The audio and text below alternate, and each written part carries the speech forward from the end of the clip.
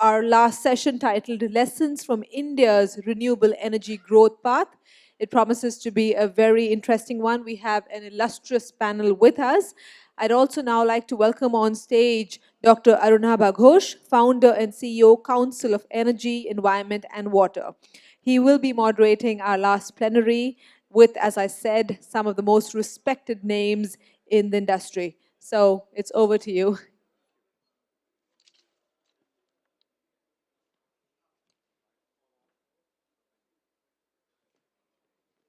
Could we have all the mics switched on? Yes, perfect. Yeah. Just, I don't think there's an order. Well, you can sit in the order. So why don't you, Shalabh, why don't you then? No, you sit. I'll sit here. Yeah. And then, yeah. I think we have one extra chair. That's all. So, yeah, that's fine. Could we request those at the back to grab your teas and coffee and join us up front?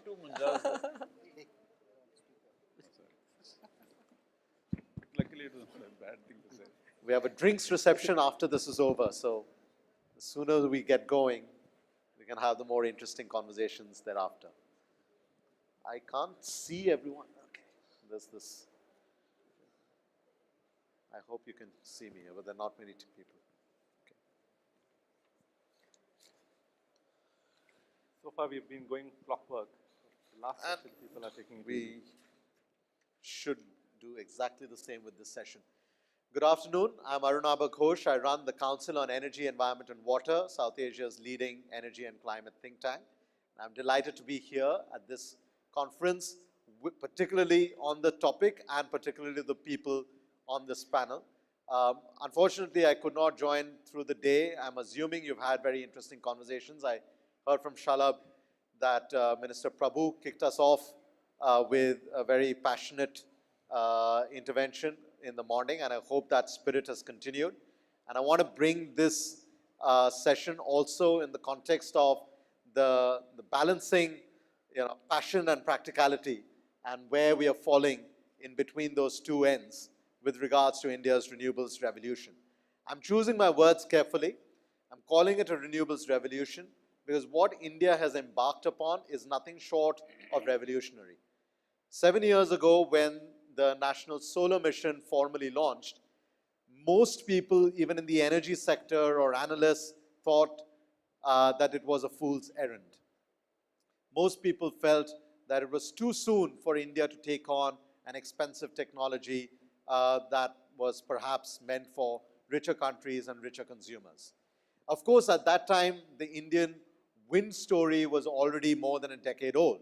So it wasn't that we were completely jumping off the abyss, into the abyss. But the pace at which both policy and then targets and then deployment and then again policy and targets and deployment have kind of played tag over the last 7 or 8 years gives us a sense of feeling that this is not just revolutionary in terms of the targets that are being set by the government, but that there is a critical mass of actors from the private sector, from the investment community, from developers as well as manufacturers that see this as, I would argue, the world's largest renewables market working on market competitive basis. Yeah. You will find other countries in our neighborhood that offer perhaps a larger market, but they don't always necessarily operate in what we consider to be market principles. And it's that inflection point that we have to capture.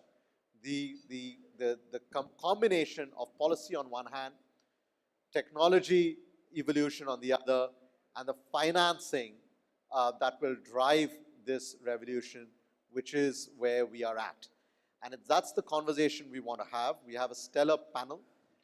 We have with us Mr. Shalabh Tandon, who is, I'm sure you've heard from him through the day. Shalabh leads IFC's climate business in South Asia with more than 20 years of experience in the power, renewables, telecoms, and IT sectors. He's led several strategic task forces, including with the CII and UNDP. He's managed IFC's South Asia portfolio of about $1.7 billion in infrastructure and oil and gas for more than 70 clients. And he has a long history in his career with BNP Paribas, Arthur Andersen, ICRA, Moody's, and so forth.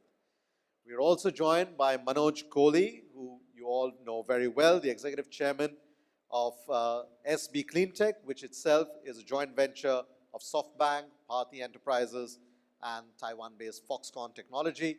A couple of years ago, they came out strongly, promising to invest $20 billion over 10 years in the green, solar, and wind energy sectors in India. Prior to that, Manoj was the managing director for Bharti Enterprises and has had significant experience in the telecom sector, one of the stalwarts of this telecom sector in India.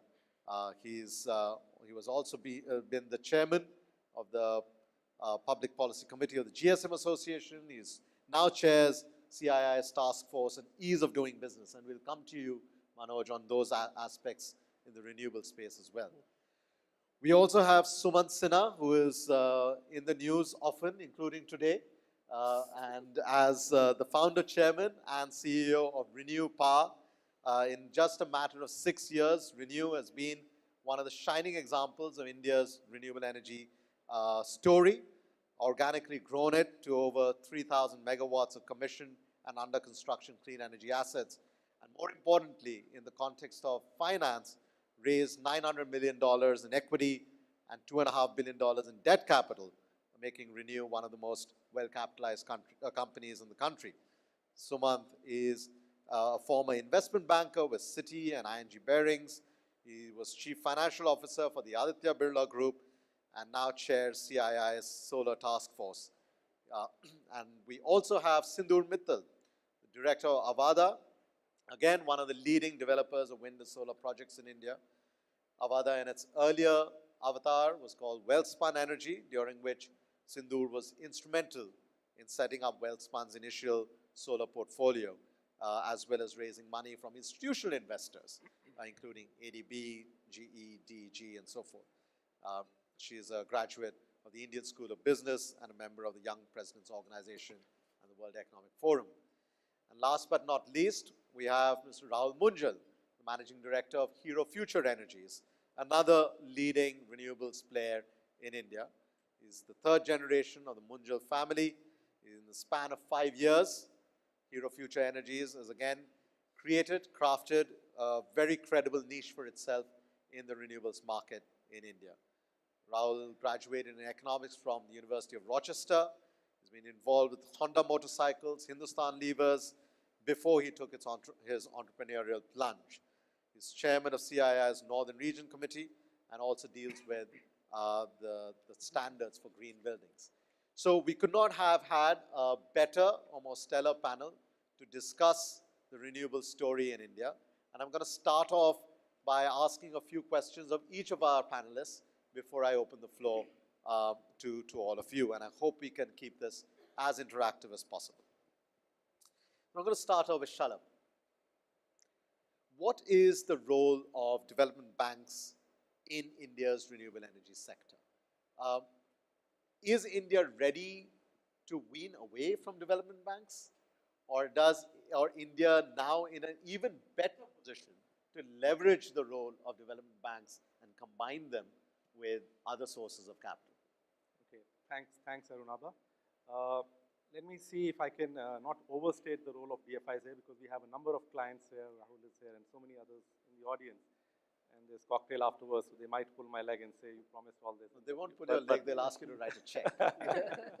So coming to the role of DFI in renewable energy, let me take a step back. And the minister hinted in the morning, and when he said, let's look at the problem being solved, and a lot of time the problems are discussed, say, at the COP, at WTO, and so on.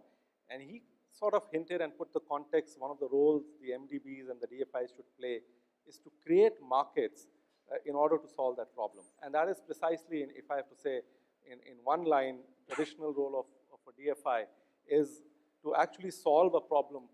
It could be a climate change problem, it could be the renewable energy capacity problem, it could be any particular specific sector problem in a particular country, and so on. And we become partners with private sector players to solve a big problem. So that's at the, let's say, 30,000 feet level. Now, depending on the phase at which that problem is getting solved, and now your question is, has India or renewable energy graduated from DFI?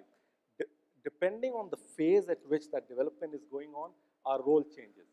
So coming specifically to the renewable energy sector, in the initial days, our role was more to demonstrate that renewable energy is a viable option. So we were, I'm proud to say, we were the early investors in this space in solar in 2008-10, and I don't know whether one of our clients, Azure, is here. We invested in them much before other investors started looking at this space. But slowly the nature of the game changed, and today, and over the years, since India has put very ambitious targets on the map, the nature of the game is to scale up, because that's how the climate change problem by nature is a scale problem. So unless you really scale it up, doing 1 or 2 demonstration projects is not going to solve the problem. So we again changed track and said, how can DFIs play a role to help this renewable energy scale up?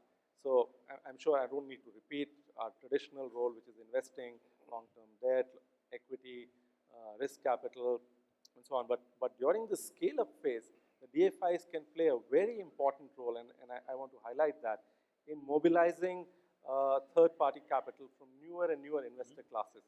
And here, even in India, the limits of local banks and local institutions are getting choked. They're hitting their sector limits and so on. There's a need to get new investors interested in this class. And that's the role DFIs like IFC will gladly play. And not just new investors, also capital markets. And I have my colleagues from Treasury here. And they have been instrumental in doing a number of bond issues, which have opened up this, again, new class of instruments, new class of products for renewable energy. And the list goes on and on. So again, under the overall umbrella of creating new pockets, depending on the problem being solved, the DFIs will adapt itself and play that role all along. Of course, the traditional investment role stays. So I'll be brief here, and we can come back again to discuss more on this. Sure. But that's a good segue to my question for Manoj.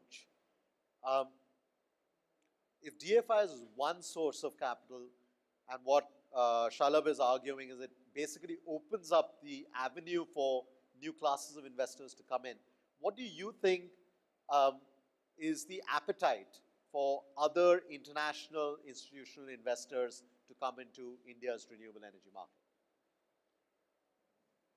No, I believe that India has a fantastic opportunity to lead the world in this area. And I think that the vision of Prime Minister and the present government being so committed to it should attract many more of such investment opportunities, many more of such financing opportunities. I don't think any options of financing, any kind of options of financing have a limitation in India. I think every developer has a different view on which options they want to pick up, because the structuring is different, the need is different, their need to control is different. So therefore, I believe that the bigger opportunity of the country offers opportunity to everyone in the finance field to come here and fund large projects. The only thing is that the domestic market has a limitation of funding, and that limitation has to be plugged by government much faster.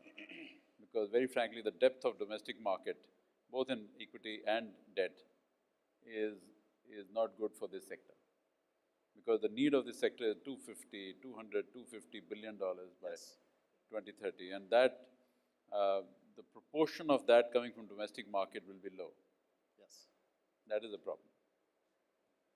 But do you think, just as a quick follow-up, do you think that the domestic market will move if the international market, if the international investors come in, or is it the other way around? Which way is the chicken and egg story playing out? It is two big factors. One, of course, you're right, that international investors do play a role of a catalyst. They're catalysts and they do excite the domestic market. Also, the health of the domestic market also is important, and government fortunately is doing well on regaining the health.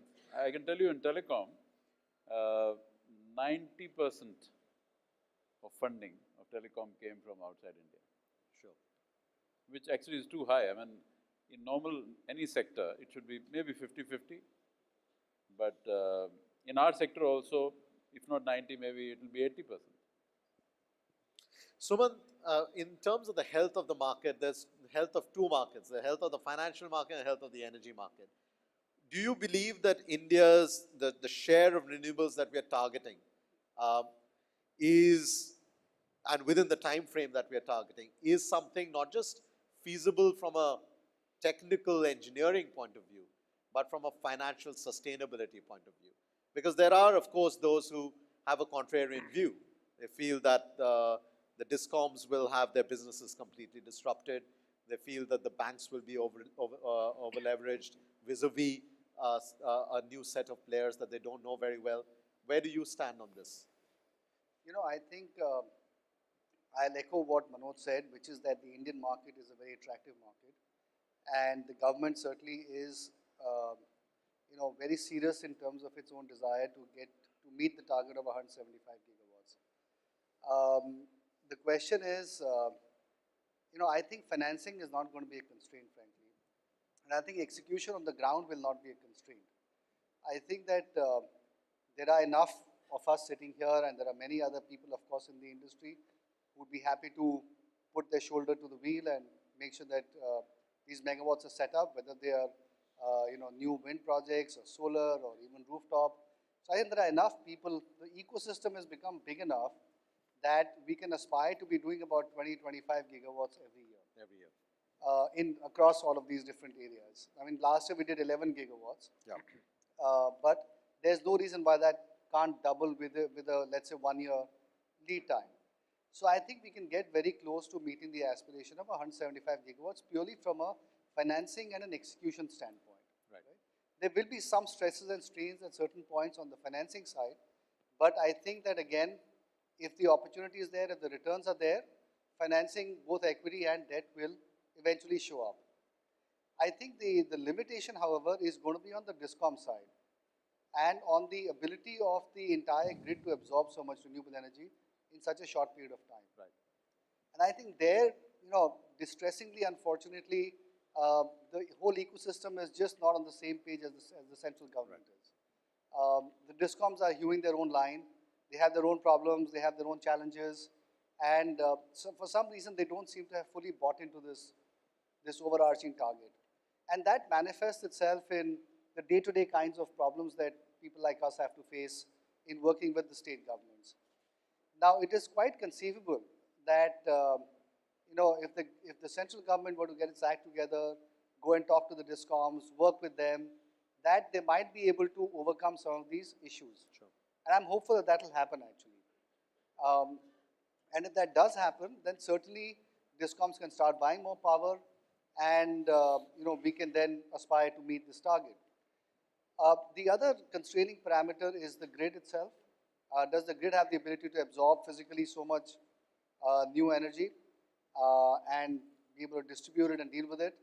And I think there, at least for another 50-60,000 megawatts, I don't think there will be a problem.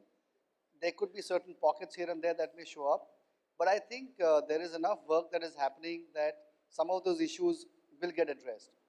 I think there are other things that need to be done which are around the sophistication of the grid, which is, you know, better pricing, better ancillary services, Yep. having a time of day market. Yes. Those are things that there is very little work that has been done so far, although there is a recognition that we need to do much more in those areas. And therefore, again, I'm hopeful that some of these things will get addressed. So I think the capability is there, the target is there, the financing will show up. The buyers need to be, I think, a little bit cajoled / coerced through maybe you know, a mandatory RPO or whatever be the mechanism. So I think that side needs to sort of, you know, get brought on board. And the grid, I think, will eventually sort itself out if we are moving in that direction. So I think all in all, I would give it, if I had to give it a mark out of 10, the ability to meet this target, I'd say we're probably at about a 6.5 or 7 right now. But it's that missing 3 that is really the crux of the whole thing, actually. I think one of the themes that's emerging from at least the 3 of you who've spoken so far is that in this story, there is something which is in the lead and something which will be kind of dragged into this kind of reality one way or the other. You know, the role of the institutional investor, the role of international capital, or the role of developers like you, to which eventually the grid will have to respond. But let me come to you, Sindoor. Your story in terms of Avadas and prior to that, Welspun has also been one which has kind of run in parallel with this financial evolution of the market. How do you see the change between the balance of equity, debt, and risk capital? Is it easier to access these classes of investors now? Is it harder? What's changing? What is not? Sure. So I remember in the summer of 2010, which is exactly around the time the National Solar Mission came up and the Gujarat policy came up, I walked into the boardroom of a large commercial bank in Bombay.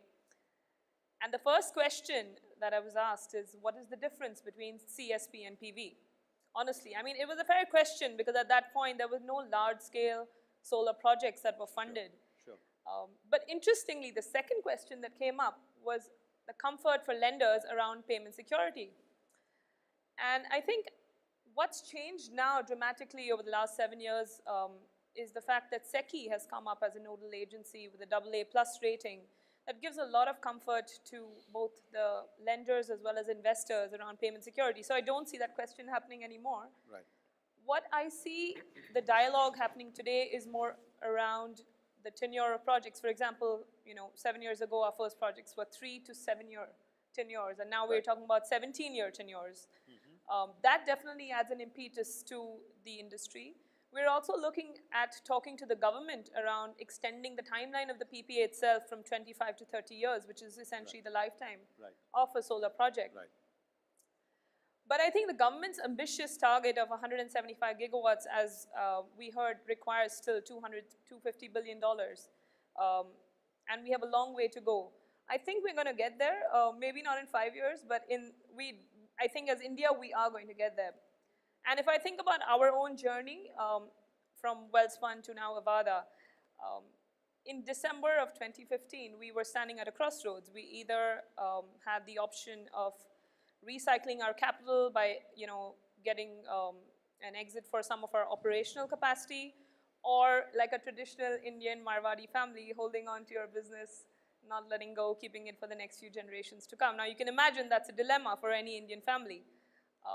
And it was a hard decision for us, but I think what we thought about will work for us is, as entrepreneurs, our role, and I think what inspired us, what we were passionate about, is to build projects from the ground up.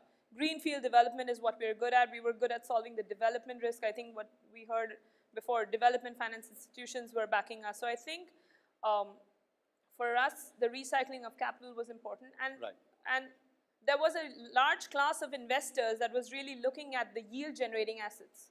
So I think that's really where the market is today. There's different classes of capital available. There's developers who take the risk. There are large-scale yield-generating, looking at yield-generating investors. So the market has matured. But I think there is one large source of capital that is yet untapped in India. Globally, renewable energy has been funded by large pension funds and insurance companies. And I think the domestic insurance companies and pension funds don't yet have a mandate to invest in renewable class. I think simple policy measures can be taken to either give them a mandate or allow them the flexibility to invest, let's say, in bond issuances for local insurance and companies and pension funds. I think that will open up another large source of capital. Well, to match that, I want to ask Rahul about another part of the market which is also not getting much funding, which is the rooftop market. And Hero, kind of sort of led the way by putting a 1 megawatt plant on your own motorcycle factory. In fact, CW had written a case study on that. Do you see, at one end, Sindoor is talking about a class of investors who are not yet, they're here at home, but they're not yet looking at the sector overall. And we are looking at a large segment of the market, 40,000 megawatts as per the government's targets, that is also not seeing as much dynamism as the grid utility scale projects are. Do you see this as a growth opportunity, or do you see something significantly different that has to change before we can take it seriously as investors? Yeah. So, rooftop, you must understand, is a disruptive technology. There has never been a form of energy which you could put on your roof, which could compete or would be at socket parity in your own house. So when you're generating rooftop energy, you're not competing with other generation costs. You're actually competing with consumption costs. Right. So please understand what I'm saying. This is a very, very powerful phenomena. As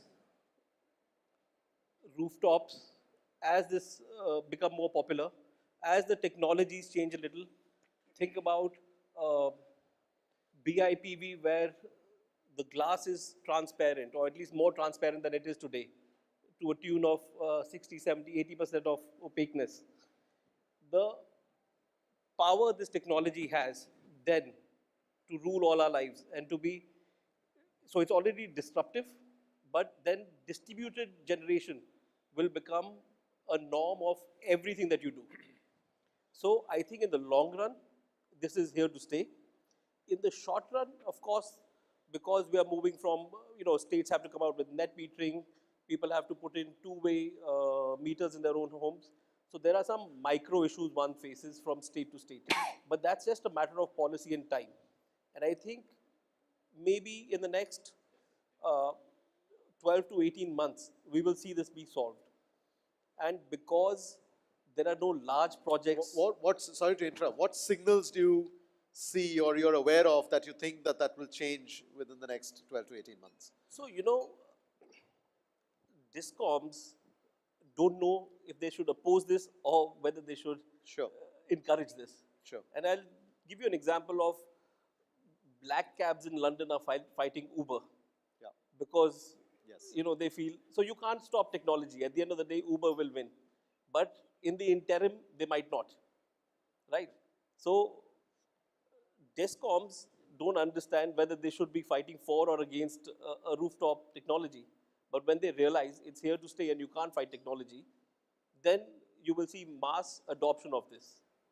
And because there are no large projects to talk about, and the scale is small and it takes many, many projects to come up with even 1 megawatt or 2 or 5, whereas in a grid connected project, you go out into a 100 megawatt project and, it's a $100 million project. So here the scale is smaller. Okay. And I don't think it's as attractive to the media, so it doesn't make it on the headlines of newspapers. Sure. But this is a disruptive technology, and I think it's moving fairly rapidly. It has come up with some speed bumps along the way, as it has to, but it's a technology, so nobody can stop it. Okay. Yeah. Okay, so the first round of the easy questions is over. I'm going to do a quick fire, harder questions for each of you before we ask for even harder questions from the floor. So, Shalabh, you started by saying that, IFC and other development financial institutions exist to create markets to solve a problem. You've done financing for sort of utility scale projects, etc. Give us some of those examples, but also tell us, how is IFC thinking, if not already committed, towards supporting even more disruptive segments of the market, whether it's rooftop plus EVs plus utility? How are you going to support the disruption of the market? Sure. So, no, before I do that, I want to close the loop on the earlier question of role of DFI. Yeah. And in response to what Sumant said, and Sumant almost made it sound so simple that financing will not be an issue. India can easily get to 175 gigawatt, but he added a because he's the finance star on the floor. He's a star. He keeps raising money. But he added a very good caveat. He said, if the risk returns are there, if the risk returns are matching, and I think that is a big if. And I want to close the loop on our role. That is one of the roles that we play all the time when we go into the market to attract capital. As an example, when even Lord Stern was saying in the afternoon session, having a DFI as an investor in your in the client base, hopefully the policy volatility will be less. And again, Sumant rightly put in place the entire ecosystem and the issues around discom, grid, curtailment risk, and so on. So think of a DFI as a partner to you in helping solve all these issues. We may be successful at times, we may not be, but we will certainly try it. Beyond the investment and financing role, we would like to partner with you through our advocacy channel, through our advisory colleagues, through our colleagues in the World Bank, to even recommend policy changes if things are not going wrong. Above all, we are a sounding board to you to make sure that the risk return is matching, to make sure that the sector is going in a rational, sustainable manner. And that's something which internally within us also we challenge ourselves. We are always challenged internally whether we are doing the right thing in taking it to a sustainable manner.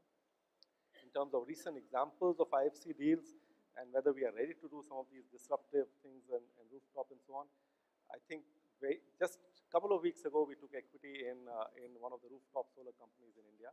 I think the client is not here, but that's our most recent equity investment in the rooftop space. As all of you know, we have taken equity in Hero Futures Energy. It's a large equity. Overall, our portfolio in the renewable energy space is about more than $1 billion across debt and equity and including mobilization. Yes, we are ready to look at disruption, and I think that's a key word. Whether, I mean, we are giving 20-year, I mean, all of us are giving 20-year debt to this industry. So disruption will always happen, and disruption may not, it could be new technologies, but disruption can happen through many different ways. Policy shocks, absolutely a new way of getting power, and so on. So we need to be prepared for that, and we try to factor in as much as research or the recent lessons and so on that are there in order to do it. We may not do the very early stage venture capital type of investment, but once it's reached a commercialization stage, we're happy to explore. But do you have an internal target of how big you want to take it beyond the $1 billion and exposure, and what the balance might be between rooftop versus utility scale? No, I don't think we can put targets around this. The target is the climate change target, India's target. We want to act as facilitators for that target, whether directly our funding or through mobilization or broadly as a facilitator. So that's what our role is. Manoj, in addition again to the DFIs, the tough question to you is, how will India de-risk this sector? I mean, my colleague Kanika Chawla, who's written extensively about the fact that between 65 to 75% of the tariff is the cost of finance. And the reason it's so high, not just in India, but in many other developing and emerging economies, is because of the risk premiums that keep added up. How do we de-risk this? I mean, there is only a limit to the balance sheets of DFIs. And yet there is this so-called pool of institutional capital sitting outside. You talked about it yourself, even in the telecom space. But unless we de-risk it, they're not going to come here. No, I believe that there are policy gaps and there are collaboration gaps. And both are keeping the risk higher than it actually is. Actually, the risk is much lower. For example, let me start with the policy gaps. You know, we have a goal for 2030, which is 350 gigawatt. And I personally believe that if everything goes well, it could be more than 350. It could be half a terawatt. So that's not a problem. So I think Prime Minister has given us a fantastic goal to achieve. And that's why it's one of the largest markets in the world. However, the detailed plan from today to 2030 has to be built maybe on a quarterly basis of how renewable energy, whether it's solar or wind, will replace the fossil, which are the old plants which need to be sunset in a systematic, orderly fashion, which are the plants where there is a risk of NPAs being created, and hence we'll wait till the repayment of the debt to banks are already done. I mean, this can be done in a very orderly, very systematic way. If we are more discerning between the good and the bad. No, it's just simple collaboration. Just because power is a concurrent sector and not a central subject, doesn't mean that we'll not collaborate and do it together. There are many areas where, you know, there's a collaboration, there's a policy framework, and there's a collaboration between center and states where this is happening. So I think it should happen here. Sure. And that one aspect itself will de-risk the sector a lot. Second thing is the entire ecosystem has to be encouraged. By that I mean, make in India for modules, Right. make in India for storage batteries, Right. huge opportunity. Third thing I would like to say, EV policy. I can tell you 25 to 30% growth of total power production and consumption in the country will come from EVs. And EV is a very important area. We are not, the power sector is not an EV sector, but EV will be the largest consumer of power sector. Sure. And therefore, for us, it's beneficial that we encourage and we help the government to get a policy done, charging stations. This is everything done, because it will help us. Sure. Third thing is to, as Sumant was also saying, getting the grid, the land and the grid being seamlessly articulated in every state. Now, there's a green corridor which is not fully executed at the speed which it should be executed. So I think that should be one of the big national projects which should be monitored every month, every week, so that it is done. Because without green corridor, without evacuation, this sector has a risk. Sure. So through risk removal, I think that should be done. Another thing which I like to congratulate the government is on the PPA. The PPA, new PPA guidelines are very good. I'll say 80–90% of global standards. But there are still one or two areas where we need to still plug. For example, the deemed generation is still, there is a provision that it will be, as a concept it is recognized, but it will be paid after 1, 2, 3 years. Now, I don't understand. If today, let's say in this month, I'm off by 3 days, I'm ready to produce power, but the DISCOM is not ready to take power. That really is a problem. I'm ready to produce, hence I need to be paid. So that needs to be addressed in the next tranche of guidelines. Another one is this payment security fund, etc. Have to be put in place. It's already in the guidelines, but it has to be executed. Yes. And last but not the least, counterparties. The counterparties of state DISCOMs.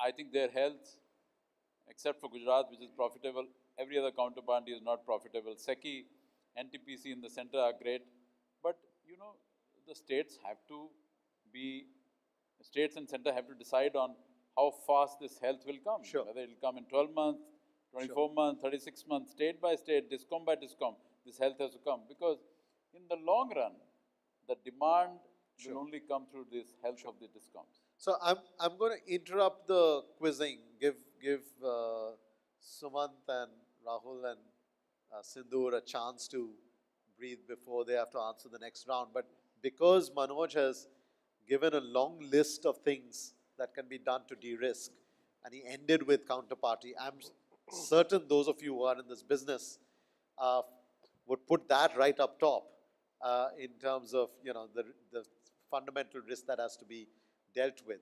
So let's just open up for a first round of questions from the floor. Does anyone want to make a comment on the list of de-risking ideas that Manoj has articulated, or anything else that you would like to talk about? There's a gentleman here. Are there microphones in the room? Yes, if you could. Let's just take 2 or 3 quick fire questions. Thank you. My name is Bhartendu. I'm speaking from a company called AutoGrid. So I think all of us in the room are benefiting from the transition to renewable storage and so on. But coming to the question that Mr. Manoj asked, is that what is the future for the utilities here? Right? As we go to partial renewables and then renewables plus storage for DG backup, and then maybe completely isolated entities working without grid support. These are the entities that are the premium paying customers for the utilities today. And obviously we don't want to reward inefficiency, but what is the smooth landing path without collapse for the utilities as the premium customers gradually go partially and then fully off the grid? Okay. Anyone else? Yes, right at the back there. There's about 2 questions there. Yes, please go ahead. No, I think you've just switched it off now.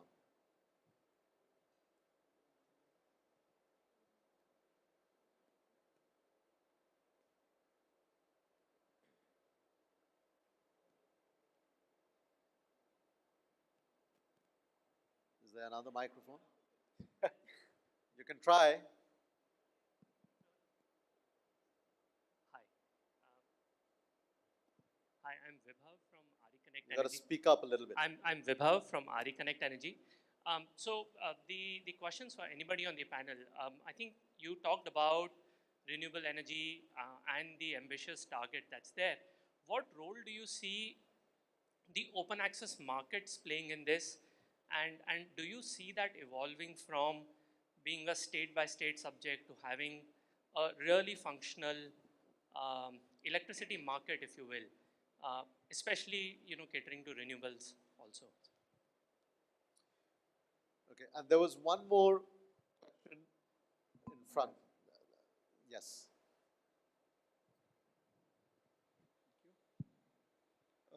I think most of the points are covered. I was just drawing analogy from the thermal sector. So a couple of months back, there was an article in Live Mint which said that many thermal companies, including Adani, NTPC, Mahagenco, they lost as much as 25,000 crores in revenue over just a period of 5 months because of water scarcity. There was another article from IFC Bangalore scientist which said Bangalore city will struggle for drinking water. Yes. Badla, which is going to be one of the biggest solar park. Yes. Rajasthan, you don't have water to drink. And in renewables, the biggest risk that I see is availability of water. Okay. So the biggest risk that I see, because when IFCs or the lenders, they evaluate based on DPR, detailed project reports. For these thermal plants also, DPR showed availability of water for 25 years. Showing it on paper is easy, but is the due diligence done or not? That is very, very different. So I would like to have, like even Sumant, who is a IITN himself, and I think Manoj has already raised very, very relevant risking question. I would like to hear their views. What they feel, don't they feel that water is a really big risk that is that this industry is going to face? Sure. Okay. Now, Sumant, I want to come to you because the first 2 questions are somewhat related. It's, open access happens or does not happen because, on the other hand, we are not yet clear of what that soft landing for the utility is. And you were the first on the panel to kind of give that overview of that ecosystem not yet being in place. So that's one question to you. The other one, which came up right now on the water scarcity part, you've recently promoted to Renew an R&D lab at IIT Delhi.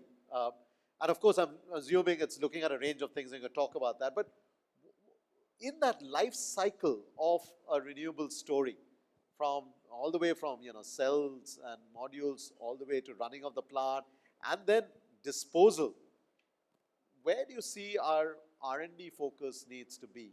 Should it be more of water efficient technologies, etc.? But let's start with the soft landing part. Okay, so on the utility front, I think that to me is really the most vexing issue right now, because what the question that you've asked is a very relevant question in all parts of the world, in terms of what is going to happen to utilities in the future. And other parts of the world, you can argue, are much further advanced on the utilities evolutionary curve than India is today. We are grappling with very basic issues. I mean, as you know, all of our discoms are owned by state governments, managed, with very different levels of efficiencies. They are not profitable. They have massive losses in general. So we need to just get them to become healthy first, as step one. What is the path to even get to that point? Today is not clear to me, because the government has come out with successive schemes to make these discoms profitable, and those have worked only up to a very limited point. And even the most recent Uday scheme is sort of moving along at some pace, but I don't think it's going to get to the end goal. So I think that's question now, step one of your question. The second question which you asked then, which is really pertaining to, is it possible to island off the grid for large customers or not? Is open access going to be allowed? Will DISCOMs not resist it? Those are all very difficult questions to answer. And today it's again not clear as to how that whole path will evolve. My suspicion is that all the DISCOMs are going to resist very strongly for all of their best quality customers to go off the grid. They will prevent open access. Today, in fact, no state in India actually allows open access. And DISCOMs have told us very categorically that they're not in favor of open access, and even the central government is not pushing it any longer. So I think DISCOMs, until they have the monopolistic power, are going to basically prevent those kinds of things that you just mentioned. And they'll always have to provide some level of backup power. So it's very difficult to totally island yourself off from the grid. So I think it's not going to happen very quickly, and certainly there's going to be a lot of regulatory and policy pushback to that. But that's provided step one gets solved. Step one itself is not solved at this point in time. So we have to go through a very strong evolutionary process in this whole thing. And I think that is going to cause the biggest stumbling block even in the whole renewables program. Because if we don't address the DISCOM bottleneck, we're going to have a real serious problem on payments and all sorts of other issues that Manoj was also referring to. The second question is on water and on R&D in general. Look, obviously water is important. Today everybody is using water to clean solar panels, but that is not to say that that is going to be the technology in the future as well. You can have some other method of cleaning solar panels that might be developed over a period of time, and there are many interesting developments that are happening in that regard. And so I think that water shortage is something, certainly doesn't apply to the wind industry, applies to solar only, but even there I think some solutions will be emerged as we go forward. Now, as far as your question about IIT Delhi and just in general research is concerned, in India we don't really have any R&D at all at this point in time. No. We're just a zero R&D country as far as renewables is concerned, and that's a glaring lacuna. And especially when you go to places like Silicon Valley, which I'm sure all of us do every now and then, the kind of developments you see happening there, the kind of laboratories, the kind of academic institutional research is just mind-boggling. Yeah. And it is incumbent really upon all of us sitting here to try to see what parts and elements of that can we bring into India. And it's very hard for companies like us, which are still struggling with our growth itself, to really set up full-fledged research centers in whichever area of research those might be in. And so therefore, what we did is we took a bit of an easy path, which is that IIT Delhi has phenomenal research capabilities, sure, but they don't really know what the real life problems are. Right. We know what those real life problems are. So we said, is there a way for us to actually collaborate with them and try to find solutions that are important for us? And the first set of things that we've asked them to work on are things which are really around grid integration of renewables. So there are different facets of that various professors and teams are working on. But I think that's an area that all of us really have to contribute to and really start setting up an India-specific R&D orientation for renewables. And I think we have a big enough market that we can actually look at doing that. So I would really encourage everybody here who is from the development or the engineering community to actually, to look at those sorts of opportunities. Sure. Rahul, you wanted to comment on the R&D point? No, I'll come in on the previous question, where the question started. So on the DISCOMs and their soft landing. So whatever we've seen in DISCOMs, they're still band-aids. We've still not found the core answer to what is the solution to their long-term health. And maybe carriage and content to separate the two is a solution. And there have been many debates over the years saying that, people are looking at it, it might come in sooner than later. But the discussion around carriage and content, now I hear, is the loudest I've heard in the past 5 years.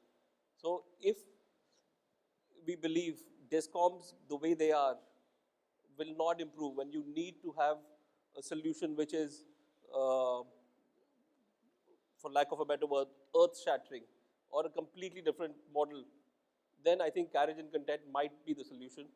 So if that is the solution, my recommendation would be, the sooner it comes, the better off the entire industry would be. And I know there are serious discussions going on regarding this. Sure. I think this is the biggest issue, and there's no simple answer to the problem of discom and solution. Now, let me complicate matters further, Rahul. I mean, you're saying you separate carriage and content. As lenders or investors, we're giving, say, 20-year debt based on a PPA with a certain entity. And that entity is an animal that looks like X today. And we are all hoping that this X will improve over the period of time. Any sort of reorganization, restructuring, getting open access and all is a disruption in the assumption that there is a contract with a party, which is going to be healthy for 20 years. So contract sanctity with a particular party is critical. So whatever, I mean, I'm sure some of the disruptions are needed for the sector, but we have to also factor that in. And I'm glad yesterday Karnataka at least started signing some of these PPAs which were held up because the prices have suddenly come down. So contract sanctity is also key, which should be factored in as we take the path for robustness and health of the discom. So let me bring in Sindoor on this, because the point Shalabh has just made, there's this difficult choice to make between keeping the market and yourselves as nimble and flexible as possible to respond to changing conditions, while trying to have sanctity of contracts over a reasonably long period of time that gives you comfort, especially if you, as you described earlier, have the greenfield investments going. So what lessons are you drawing from the rest of the world, or where renewables are scaled, where you are able to see, okay, what are the rules of thumb that I can follow that tells me what that balance between flexibility and long-term sanctity is? I think we've discussed the grid issue right now. I think we've talked about the SEBs, the health of SEBs. But I think what we're really missing is a large chunk of our country is still not connected to the grid. So I think when we started off in 2010 with the National Solar Mission, we said 20 gigawatts. It was a dream at that point. None of us actually believed it was achievable. But I think we now need to step back and say, what's next? What are we looking for in the next 10 years? And while we think that these targets are ambitious, they're doable, there has to be new technology that needs to be embraced. We talked about R&D, but I think what I want to talk about is what's really going to make a transformational impact at a national level. What is the new technology that's really going to work? And I think if I were to, take a bet on anything else, I think storage is going to be the disruption. We're actually behind the curve when it comes to as a country in storage already. I think we're even seeing countries in Africa taking a lead in storage. So we're seeing out of sheer necessity energy solutions with storage. We're talking about, from an Indian rupee perspective, about 5 rupees tariff actually happening with 2 to 4 hours of storage. Actually, PPAs are getting signed. I think India is, while we're talking about it, what we actually need to now see is like a Jawaharlal Nehru National Storage Mission. That's really the need of the hour. We need to now put all of this together and have a cohesive plan of action for the next 10 years. I think the other part that we should not miss the bus out on this one is the indigenous manufacturing. Looking back 7 years ago, if we had, planned the Make in India in a more detailed fashion, we wouldn't be looking at restrictive trade practices like the anti-dumping duties today. And 7 years henceforth, we don't want to be talking about that for storage. If anything like the solar PV tariff drop happens even remotely in the storage sector, which is what we're looking at, the first thing that needs to happen is also indigenous manufacturing. And I think having incentives, we've seen interest subvention, for example, in the textile and the agri sector really help these sectors grow in India. But I think for storage, if we have capital subsidies, more of a Make in India, a very clear plan, I think that's the way forward. Okay, so time for maybe 2 or 3 very quick fire questions from the floor, and then we'll come back for final comments from the panel. Kanika? Microphone in front.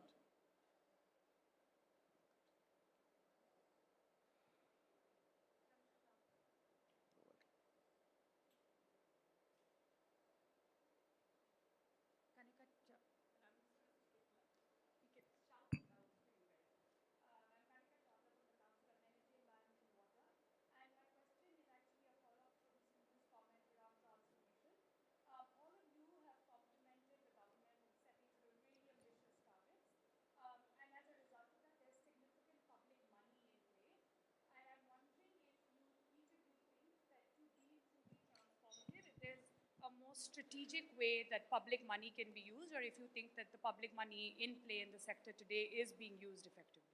Okay.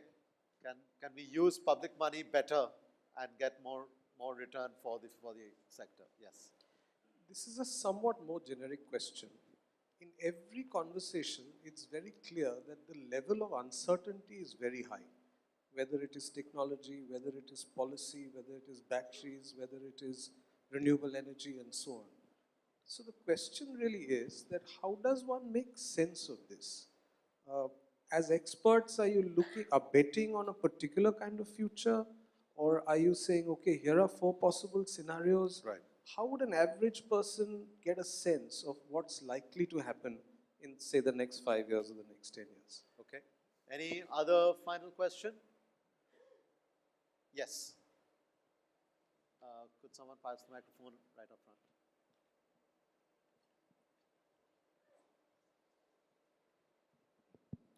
Yeah. So this is Dalpreet from Azure Power. So I have 2 questions, one for Mr. Manoj and one for Mr. Sumant. So when Mr. Manoj was listing down the risk diversification area, as we can say, so I just want to hear something on RPO, as it is in the system from a long time right now, but how do you see this as an addition for a solar industry in long term?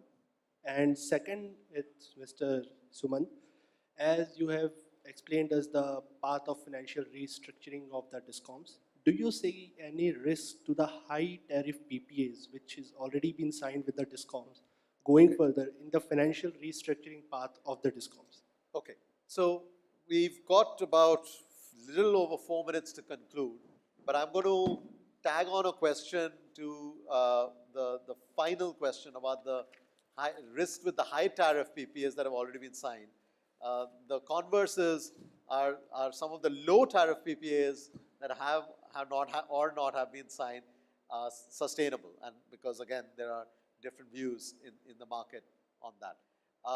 And then why don't we go in reverse order? So why don't we start with Rahul? Okay. And you can choose any of the questions. There's Kanika's question Sure. on the leverage of public money as well. Sure. You know, when you look at a bigger picture, when you talk about 1 year from now or 2 years from now, when you'll have, today we have 57 gigawatts of renewables and tomorrow we'll have 67 or 87 or 97. Of that 97 or 100 gigawatts, the high tariff PPAs will be very, very few. So ultimately the percentage of high tariff PPAs will keep going down. And one has to understand this. I think it's an anomaly, and because we are in a time where the situation, where this problem is current, it's on top of mind. But I think in the long run, this problem is would be irrelevant. I don't think the PPAs which have been signed are, if they've already been signed, they will be honored, according to me. If they haven't been signed and if somebody's taken a punt thinking they will get signed or they would have gotten signed at a certain FIT, and the project did not come up on time or they're trying to do it later, for that I cannot say anything. But for a signed PPA, I think it comes to a larger question: what is the sanctity of contracts? That becomes even a larger question. And you see there are 3 different investors on this stage itself. In fact, with Sumant, you have 4 different investors. So there's about SoftBank, Goldman, Adia, CPPIB, anybody I'm missing? JERA, IFC. So these investors are not only investing in renewables, they're also investing in other infrastructure projects in India. They will stop investing if they feel Indians do not honor their contracts. Sure. So it's a much larger problem. I don't think it is a problem of honoring this contract, but there could of course be certain PPAs that do not get honored because A, the PPA was not signed on time, or B, the project was not commissioned on time. Sindoor? Yeah. I don't think India can afford another coal UMPP debacle. We saw coal prices falling to a record low in the UMPPs, and then some of the projects didn't take off. Similarly, we did see record low prices happening over the last few months, and I think some of those projects are not going to take off. On the other hand, just last week or 2 weeks ago, we won a project at over 4 rupees for a solar megawatt scale project. I think what's changed over the last few years again is that we've now reached, in my view, a price band within which solar is operating. This is the first time in the history in the last 7 years, at least, we've seen prices increase over 2 quarters. I think people are actually getting more rational. And I think one of the policy changes that need to be looked at now is the reverse auction system and whether it's, reached its end goal. We are not seeing more price discovery happening. And I think we need to reevaluate the closed bidding system, maybe not the feed-in tariff, that might be too ambitious for India, but closed bidding where you're actually evaluating your own capabilities and putting your best foot forward rather than, unhealthy competition, looking at the screen and putting in lower numbers because it gets a little too competitive. Okay. Sumant? Yeah, so Kanika, to your question, how can we better use this public money? Public money can always be better used. I don't think the government is usually a very good user of our money, unfortunately. The question of which part of the sector can that money be spent for it to give us the biggest bang for the buck? I think certainly on the distribution side, in building our transmission infrastructure, that would be one area. Instead of giving, subsidies into the discoms, perhaps subsidies can be better targeted by giving them directly to end consumers and having discoms actually charge proper pricing. That could be one other way of using the money a little bit more effectively and actually having the money go to the people that it needs to get to, instead of giving, for want of a better word, a dumb subsidy that all of us also tend to benefit from. So I think that would be my answer to your question. So on your question about there being a lot of uncertainties in the future, you're absolutely right. But this is also the paradox of our business, that every project that you do actually is locked and loaded the moment you do it. The financing costs are known, the tariff is known, the PPA is known, and it actually becomes like a bond. And which is why we are able to leverage our projects very highly. But you're absolutely right, there is a lot of uncertainty in the future as well because of all these developments that are going to take place. But ultimately, we are users of very mature and proven technologies because we have to get long-term financing and so on. So ultimately, until things really get totally proven, we are not in a position to really implement them. So yes, there will be a lot of changes that will happen, but I think eventually we will be able to find our path through that. But it's also very exciting because there will be a tremendous number of changes. As Rahul was talking about the rooftop space, that's going to be a disruption. So like that, there'll be many other things that will happen, and those I think will really upend the entire model, which again goes back to the question about the future of utilities and how will that evolve. So it's all sort of interrelated, and we have to just navigate our way through it. To me, the biggest challenge there is the regulatory side, because I don't believe that our regulatory side and our policymakers have the capability and the expertise to help us find the best path forward through all the maze of changes that are going to happen. Sure. So that is to me a big question mark. Sure. And your last question on your PPA tariffs, I agree with Rahul totally. Okay, Manoj? No, I just want to pick up one issue about soft landing. Of soft landing? Yeah. For soft bank. Of soft bank. Soft bank will ensure soft landing for everyone. Yeah, because we talk about soft landing so many times. Actually, soft landing is never viable, is never doable. And if we discuss this in context of discoms, it has to be hard landing. It will be hard landing. Second area of my concern is Make in India, because these are the two mistakes we made in telecom. If you go back to BSNL, you remember BSNL, MTNL were stars of India in terms of financial health, but they didn't move ahead with foresight and smart business decision making. And today, both BSNL and MTNL are really weak companies. Similarly, we didn't do Make in India in telecom, and today, entire telecom infrastructure as well as devices are made in China. Yeah. So I think the same two issues are coming up here. And I'm actually personally confident government has capability to take hard decisions. Government is very, very strong now. And I think we have seen them taking hard decisions on many areas of economy. Here also government will take a decision, should take a decision, because all discoms will not be turned around with any kind of soft landing, any kind of soft changes. It has to be very hard, business-oriented, P&L-oriented change, Right. which is very vital for this country. Right. Number one. Secondly, the Make in India program of the PM, which is so close to his heart, I think has to be extended very strongly to both modules, which are 60% of any solar project. And secondly, batteries. Storage battery today Yeah. will be a huge future element of India's success. Yeah.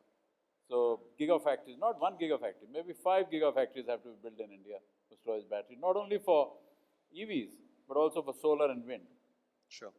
So these are two areas where strong decision making, policy making will have to be done, and you will see a big change happen in India, and I think our goal of 2030 should definitely be met. Okay. Shalabh? Yeah, so first of all, completely echo what Sumant said about use of public money. Best bang for the buck, leverage it to the maximum and so on. So I guess I am left to answer the most difficult question, which was by Anirban of Mahindra. How do you project in all the chaos that's happening in the market?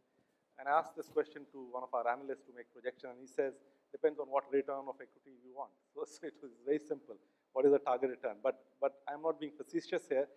I go back to the original point on in infrastructure financing on contract sanctity. There are multiple stakeholders. Yeah.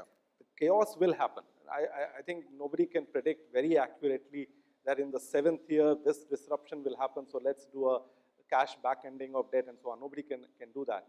One of the lines which the Electricity Act or even the regulator talks about is the role of the regulator is to protect a fair price for the consumer and a fair return for the investor. Oftentimes in all the madness and the chaos and all, the fair return to the investor bit is missed. And it's even more difficult in a country like India. The backlash, the media, the masses, the publicity and all is so heavily focused in favor of the consumer that the objective of fair return to the investor is often missed. And that I think is one of the also the key objectives and duties of the governments, the stakeholders, the policymakers and the regulators to make sure that when certain such disruptions happen, there are contracts on hand, there are contracts that have been signed, there is some sanctity that has to be made. Even if you have to come to seat of the table to discuss, suppose there is even a workout, they should be, and IFC can be happy to partner in that, they should have the convening power to bring all parties to the table to try and find a workable solution which is win-win for the consumer and the investor. And beyond that, I don't think there is an easy answer to predict what chaos will happen and when. Sure. I mean, my takeaway is, I mean, what we've heard through the day or through the panel, one is this ideas that you initially introduced, Shalabh, but many others have also talked about, Rahul talked about it in terms of disruption, is there are leaders and followers. There's in the financial space, maybe the role of DFIs, or as Sindoor talked about, the role of domestic insurance companies. And on the technology space, whether it's rooftop or EVs or storage. But you can't have that leader-follower story playing out unless ultimately, as Rahul emphatically said, you don't have sanctity of contract. The second big story that emerged, and Manoj took us down that path, was all the things that we have to do to de-risk. But as the conversation on the floor and the panel highlighted, it's really about ultimately the counterparty, the off-taker. And at some stage, maybe not all counterparties need a hard landing, but some do. And without that, we will not be able to send out a signal that the market is de-risked. And then Sumant and others talked about many of the other ancillary things, whether it's the R&D, the grid integration, the green corridors that Manoj referred to, the regulatory capacity. All of that is also needed, and perhaps needed more in the line of a new direction for R&D come manufacturing for the buses we have not yet missed. If this were a parliament, you would have the eyes and the nose or a door to walk out of. But I'm going to go back to the comment I made right at the outset, the balance between passion and pragmatism. As you, sip into your cocktail drinks this evening, think about where we are. Are we more unrealistically passionate, or are we more realistically pragmatic in this story that is still unfolding? Time is up. Thank you very much. Thank you.